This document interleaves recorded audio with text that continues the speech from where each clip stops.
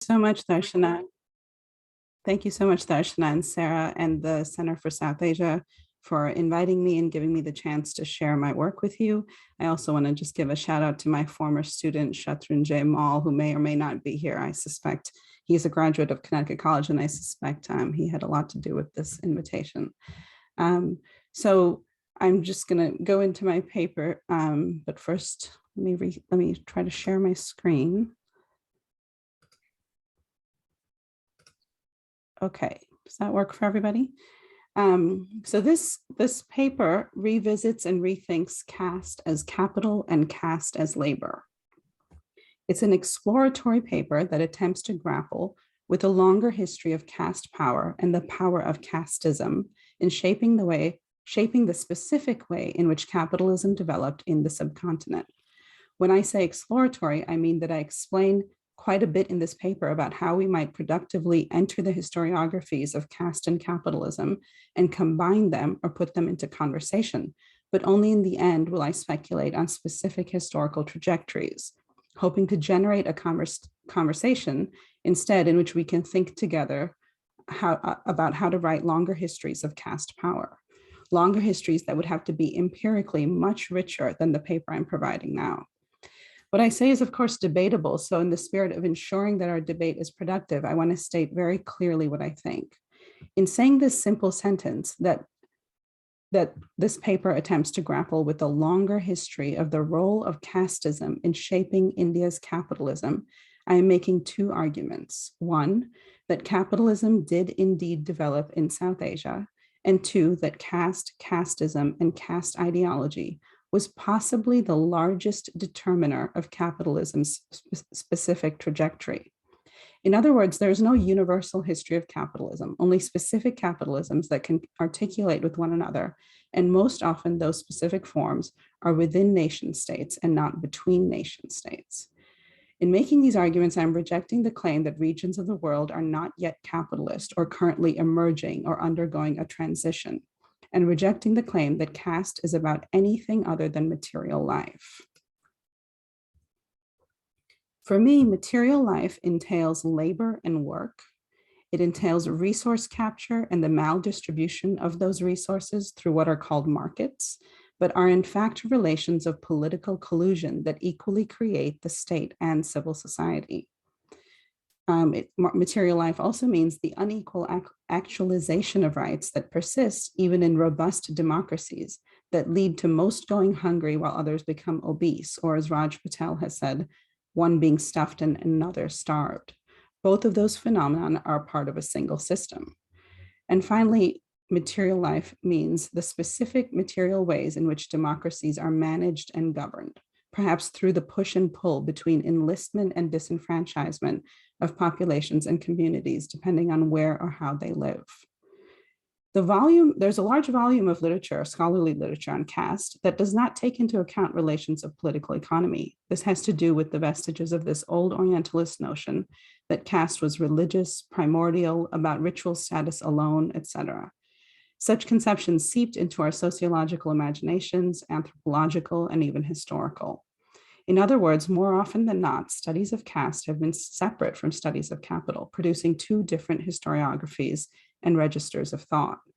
There are certainly wonderful exceptions to this. For instance, Vijay Prasad's early work on Delhi's sanitation workers, Ram Narayan Rawat's work on Western India, and Rupa Vishwanath's incisive pariah problem, which shows that the Orientalist idea of caste being a matter of religion itself has a specific history.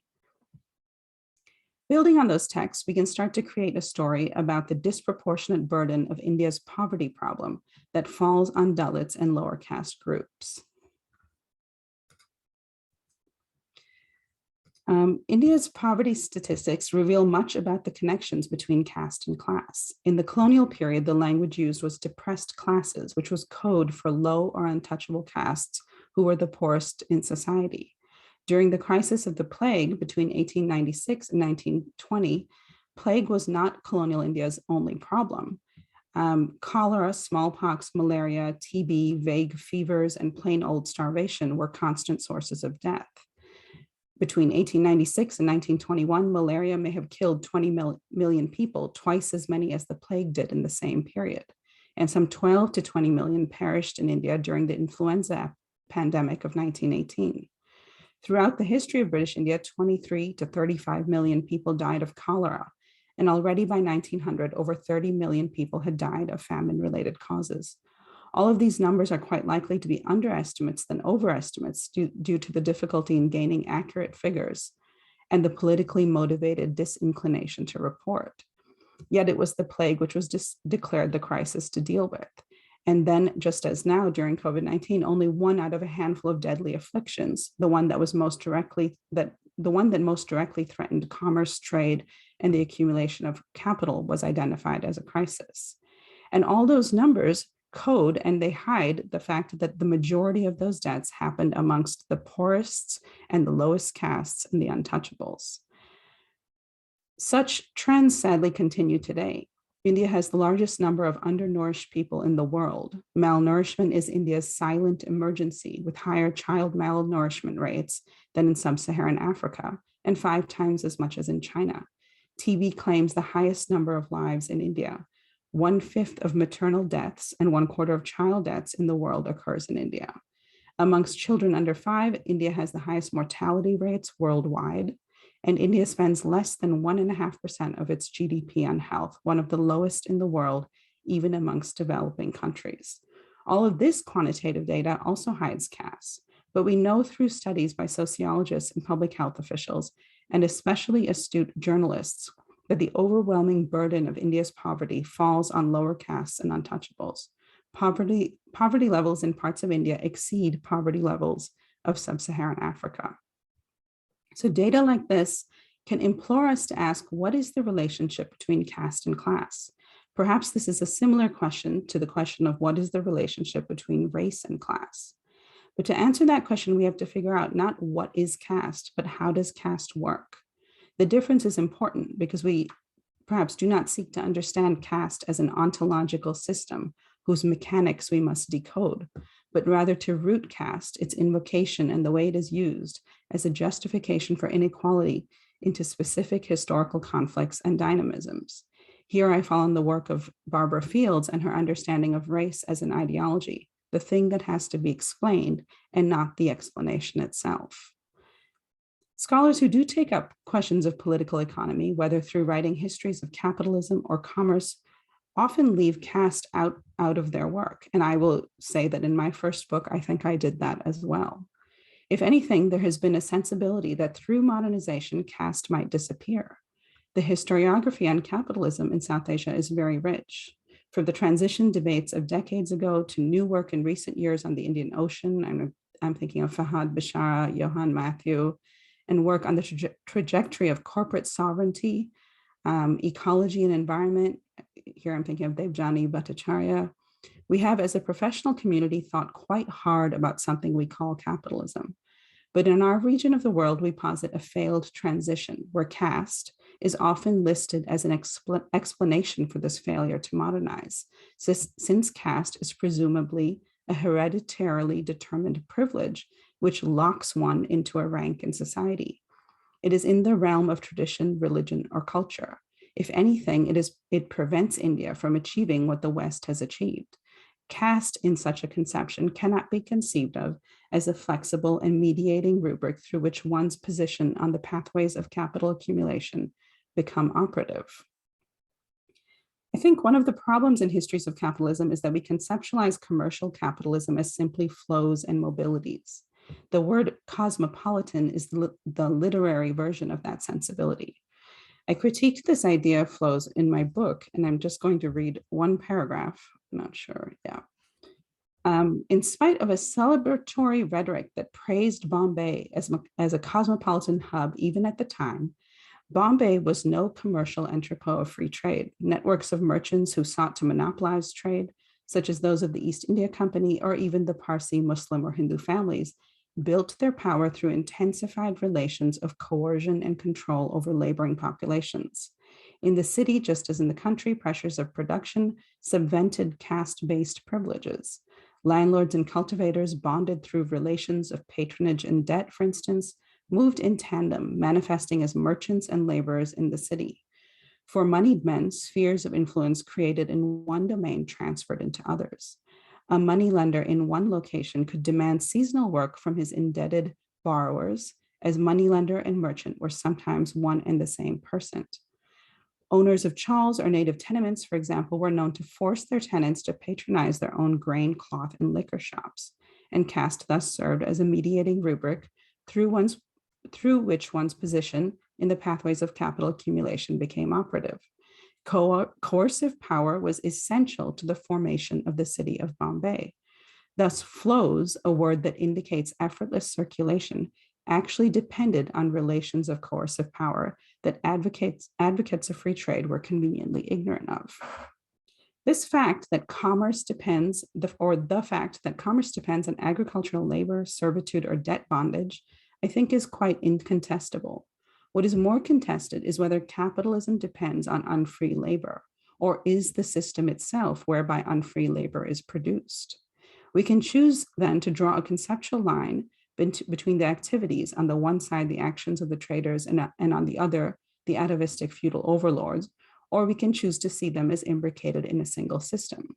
If we choose to draw that line, we might call one commerce, the other agriculture, but that would be our naming practice, not some natural fact.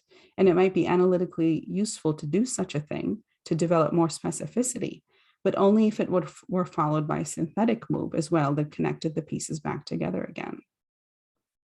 Thus, one simple point here is that studies of capitalism or histories of capitalism that follow commodities or traders across space without ever exploring how that stuff is produced are only telling one half of the story. So let us instead consider the whole thing in one frame, a single system. But what is the name of that system? And does that system even have systemic qualities? To answer this question, I often return to a line by Timothy Mitchell in Rule of Experts. Mitchell has written of capitalism's homophysence as a structure of representation, where every attempt to describe the capitalist economy inevitably attempts to capture what distinguishes the market system from the non-market, or the capitalist mode of production from the non-capitalist. The distinction gives capitalism its identity. I see Mitchell's line and his other work in line with a powerful critique by Adolph Reed, in which Reed entered the debate on the origins of capitalism and showed the futility of debating whether race or class prominently determined outcomes. Adolph Reed criticized idealistic views of capitalism, amongst other, espoused by Wood, amongst other theoretical and universalist Marxists, in which particular dynamics were made to fit what he called a Procrustean frame, to ask whether a situation deserves the capitalist label, rather than defining what capitalism is in that society. In other words, capitalism is not a system produced by actors who try to make it conform to transcendent postulates, but rather capitalist class power is produced within a concrete reality determined by particular historical circumstances. Therefore, race, caste, class are all each better understood as identical and overlapping elements within a singular system, such that racial identity or caste identity and the specific form that capitalist class power takes is historically dependent and contingent. By showing that neither race nor class are ahistorical but concrete particulars, Reed offered a way out of the question of whether class dynamics or racial dynamics truly drive the reproduction of capitalist class power. The implications for this for our understanding of capitalism in South Asia are quite profound. For long, scholars of the subcontinent have debated the transition to colonial capitalism in ways that marshaled an ideal type of the kind Reed critiqued. Asking what is capitalism is a kind of question about a historical dynamic that reduces it to an ontology. This error, argues Reed, prevents us from grasping how the power of capital is constituted and reproduced in any specific time or place. To move that debate along, we could build on the work of Jairus Banerjee, Dharma Kumar, and even David Washbrook to examine the centrality and durability of unfree labor across the world. Just quickly, Banerjee taught us that indebtedness was a kind of wage, not an atavistic form of production. Dharma Kumar taught us that mass landlessness preceded colonial rule. And in his later work, Washbrook started to critique the model of progressing through stages that even scholarly Marxists had accepted as the normative account of how economies develop. Placing coercive labor, illicit flows, and all those things framed out of the economy proper at the center of capitalist dynamics allows us to stretch Marxism, as Fanon would have us do, and make sense of South Asia's regionally specific forms of capitalist class power, as well as the broader ways in which racializing labor is a central technique of capitalist development, both in the colonial world and in the North Atlantic. Unfortunately, world systems theory or macro-geographical classifications compel us to think that more free labor exists in the global North and unfree labor in the global South.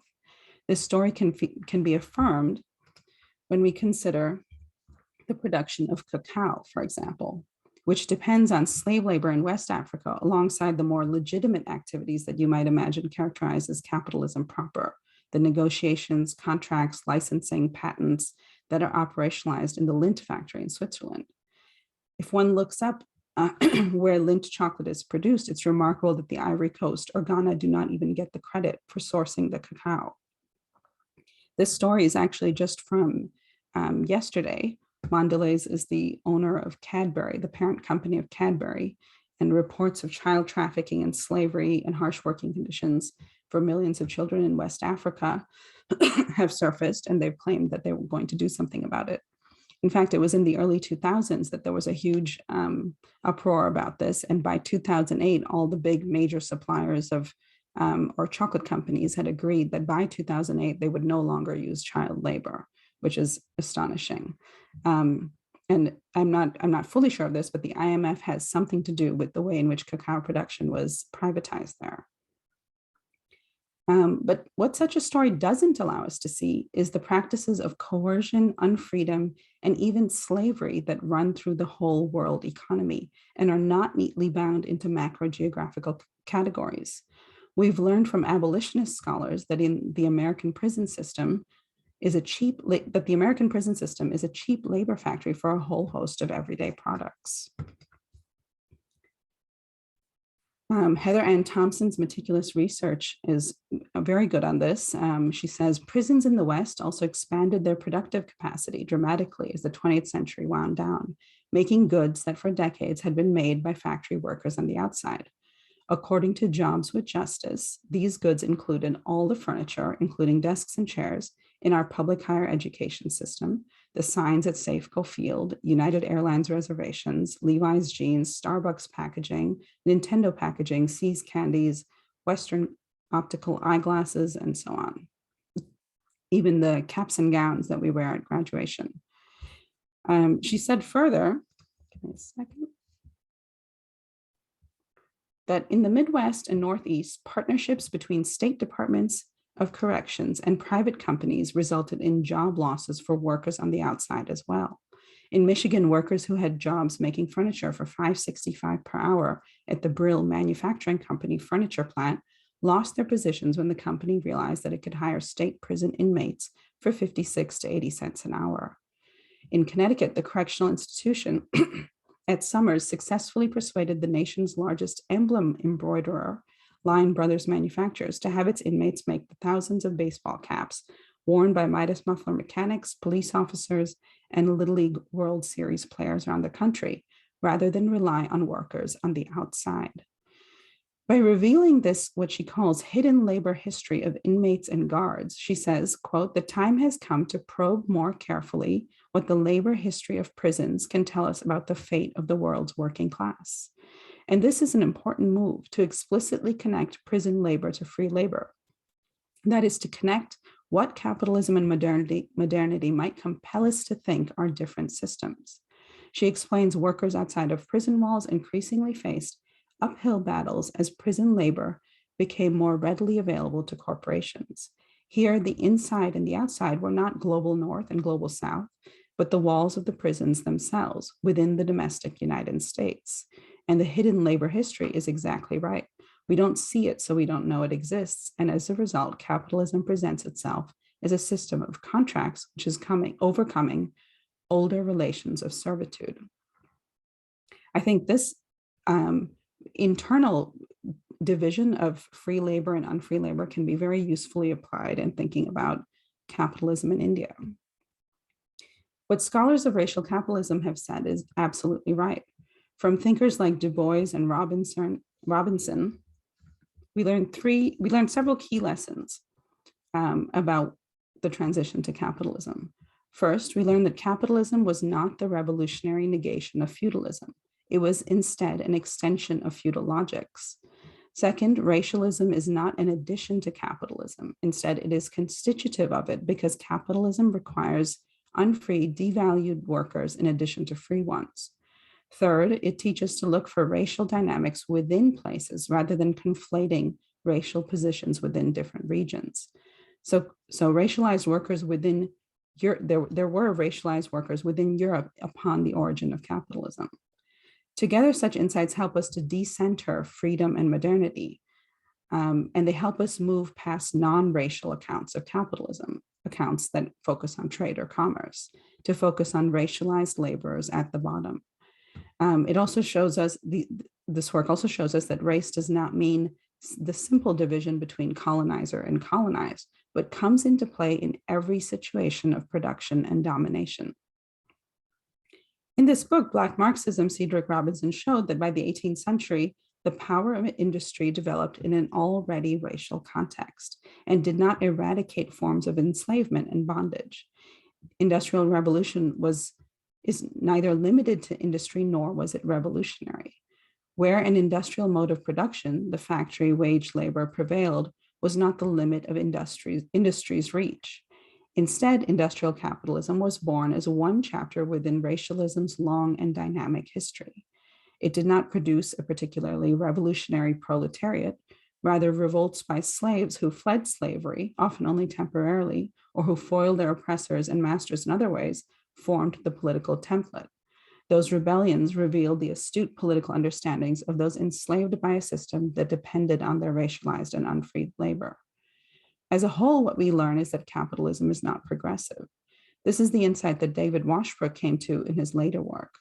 Poverty, bondage, debt, enslavement are all the correct effects of capitalist transitions. Poverty is the natural outcome of racial capitalism. Accepting this requires rethinking the unfreedom of the wage itself, as well as the necessity of non-wage forms of labor to keep the system moving. The distinction between wage and non-wage is a product of classification practices undertaken by political economists and sometimes Marx himself, and also all the people who materially colonized the place we call India, people who sought improvements, developers, and frontiers people. It is not a distinction experienced on the ground. This is true not just in colonial South Asia, but across the world, and most especially in the global South. Capitalism doesn't tend towards freedom. There's not an internal logic or dynamic that makes freedom inevitable. It takes work to make markets and work to make capital move. And especially it takes work to distinguish what is the inside of capitalism and what is its outside. One more quote from Cedric Robinson. He discussed the skillful terracing of wealth that happened upon the period of Reconstruction after the Civil War. He said, in the year 1877, the signals were given for the rest of the country. The Black would be put back. The strikes of white workers would not be tolerated. The industrial and political elites of North and South would take hold of the country and organize the greatest march of economic growth in human history.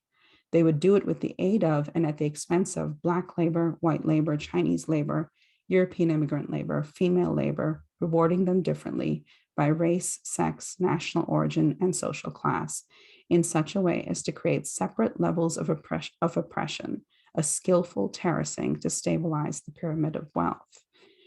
In sum, the proletariat will never be a universal class. The system is not designed to produce it, not because places or peoples are excluded from the full effects of a capitalist transition, but because regimes of unfree and free labor in tandem are the correct effect of the system. So what would it do to bring such a sensibility into studies of land, power, capital, and caste into histories of South Asia? I think the best work in this vein is Rupa Vishwanath's Pariah Problem and Anand Teltumde's Persistence of Caste and Republic of Caste. From these works, I learned many important things, and the main takeaway of the Pariah Problem is that in the 19th and 20th centuries, unfree labor was and is maintained by the power of upper caste elites who pressured colonial officials to read caste as religion rather than labor. So it was not colonialism as a singular force that caused the perseverance of bonded or unfree labor. Vishwanath finds that land rights amongst Mirasidars included land plus all the natural resources, including the pariahs on the land. Thus, land right and rights over hereditary unfree labors were one and the same.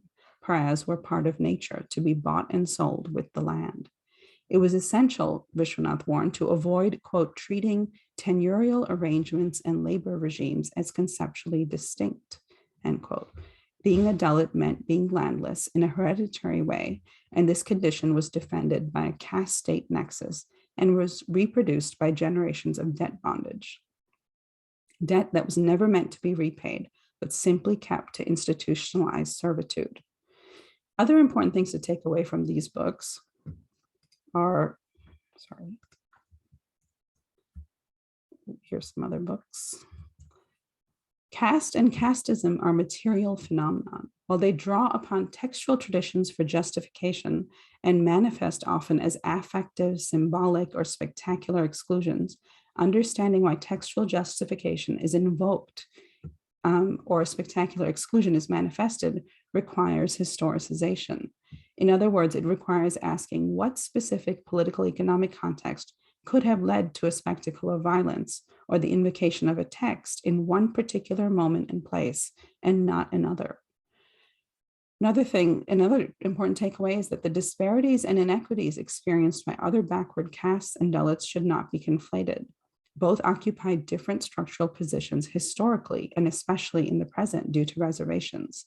Conflating the inequities experienced by both necessarily leads to sloppy solutions in which OBC upliftment often hides Dalit descent down a social and economic position. Reservations are the outcome of a compromise amongst anti-castists who may have all wanted to eradicate or annihilate caste, but fundamentally disagreed about how to do so. The Gandhi-Ambedkar debate is probably the most well-known of these, but there are others. Dalit communists versus the non-Brahmin movement, for instance, or Dalit communists versus, upper caste communism. Upper caste bureaucrats, intellectuals, statesmen, educators, business people, and even communists, more often than not, foil and disorganize organized movements and actions against casteist capitalist structural violence. More recently, even OBC groups have been very successful at disorganizing more structural challenges to state capital accumulation projects that can easily position upper caste and OBC groups as beneficiaries. Studies of caste that do not engage class, political economy, or the fact of the need for capital accumulation projects from land, labor, money, etc., most often reaffirm the irrationality or arbitrariness of caste or casteism. Such studies do not help us understand the specific material and basis of caste, nor help us ally with concrete material solutions that come from grounded anti-caste actors. Sadly, even so-called Marxists and Marxist historians didn't concern themselves with the specifics of class power or caste power, but rather, haunted by an overdetermined story of colonial plunder, brought into a rather more dominant version of the story of development. Namely, they believed in the notion that without a well-developed national bourgeoisie, a country cannot advance to or through capitalism. I think of this as the political version of trickle-down theory. And in India, it was certainly casteist. It is an argument that we must first support the creation of our national bourgeoisie, and then liberal ideals of freedom will trickle down to the rest of society. The other problem, of course, was that these Marxists, both scholarly and those working amongst the Communist Party, most often denied the reality of casteism, rather than allowing it to inform their analysis of inequality and maldistribution. But if we were to write such a story, a history with these insights in mind, when would such a story begin? Here, I think we have to acknowledge that capitalism and casteism are both older than British colonialism. In my mind, I always return to David Ludden's first book and Dharma Kumar's important insights in Land and Caste. And I encourage everyone to reread that book, especially the conclusion. There she explains that a consensus emerged from the earliest studies of Metcalfe and Maine, borrowed then by Marx himself, that prior to colonial rule, there were self-sufficient villages. Even the Indian economists, R.C. Dutt's Economic History of India, didn't examine the structural changes of Indian agriculture. He was more concerned with government policy and land revenue. There was one exception, which was W.H. Moreland, who saw in the 1841 report on slavery that there was sufficient evidence that a servile laboring class was a normal element in the rural population up to the introduction of British rule. He infers that this servile class must have existed at least as early as the 16th century, since there is no evidence of a social revolution which could have created the class in the intervening years. Kumar says that this development of agricultural servitude was parallel to similar developments in 17th century Japan, but only in India was agricultural servitude a function of caste. So what is the implication of this for us? How can we do regionally specific histories that account for what is probably the case, namely that landless laborers were not coincidentally lower caste and untouchables, but ritually or culturally condoned to be so? And how old is that practice? To conclude, I'm going to end with 3 questions about caste, capitalism, and history. Number 1, what does this tell us about the so-called fluidity of castes in the pre-modern period? I think we ought to ask for whom was there fluidity and who couldn't escape their caste status? Who wouldn't want to escape their class status? We also should be mindful that when we say there was fluidity, we are attempting in some ways to rescue caste so that it is seen as not so rigid a system, but it was probably more rigid for some and less rigid for others. If you read Edwards' Gazetteer of the City of Bombay, which I read a lot of for my first book, which he wrote in the early 1900s, through a meticulous use of records from the public diary, some of which are still available at the Maharashtra State Archives, you will see that as early as the 18th century, the company established itself in the fort and tried hard to prevent natives from entering that area. This is where we get the idea of the black town versus white town. Encroaching near the walls, prevented natives from entering that area or even encroaching near the walls and residing near them. At that time, Bombay was still islands, and during certain seasons or times of day, the only way to pass from one area to another was by boat, and one relied on boatsmen to get from one island to another. There was one exception to this barring of natives from that area, though, meaning who was allowed within the fort, and that was the halal corps. Halal corps is by caste a scavenger, who at that time was not just a scavenger, but also a boatsman, a repairer of broken roadways, and a kind of casual and dependable worker. Halal corps were allowed into the fort to clean and provide all these services. Halal corps continued to appear in the municipal records and census reports because officials knew they were so dependent on them for the health in the city. A halal corps tax and cess was always talked about, and I still haven't entirely figured out how that system worked and changed. But between 1860 and 1900, I kept track of how many halal corps were in Bombay, and comparing that with the general rise in population in that period, one gets the sense that the numbers of halal corps increased not just because of halal corps immigration, but because other kinds of migrants found scavenging work in the city and were able to become halal corps. What does this tell us about caste in the city? Perhaps it suggests that rather than the city being the place in which caste identity and stigmatization disappears or is modernized, the city can produce caste hierarchy in new ways. A second and final question, what does this tell us about the specific dynamics of capitalism in India? Perhaps the history of caste is complicated, but perhaps it's also kind of simple. Colonialism didn't invent caste, nor is it an aberration of a longer history of benign Hindu practice, nor is its practice limited to Hindu or even Indian communities. caste has long been historically useful in the organization of materially hierarchical society. Specific regional histories are required that take the specificity of time and place very seriously, rather than mistakenly claiming all India narratives. The static and dynamic features of various ascriptive group communities remains to be researched and analyzed, but slave labor's continuity in the subcontinent and even in the diaspora is probably the most remarkable structural feature. If we return to racial capitalism, what Walter Johnson says bluntly is probably right. The history of racial capitalism, it must be emphasized, is a history of wages as well as whips, of factories as well as plantations, of whiteness as well as blackness, of freedom as well as slavery. Our job is to figure out not how to eradicate poverty by demanding modernization and development, or mourning that colonialism thwarted India's capitalist potential, but rather to ask what are the systems, policies, cultural practices, and social mechanisms by which poverty is produced and reproduced. I'll just leave you with that. Thank you for listening, and I look forward to your comments and questions. Thank you so much, Professor Chhabria. That was wonderful. Thanks for laying out the history. And I have one question to start with. We do not have any questions so far in the chat box, but we are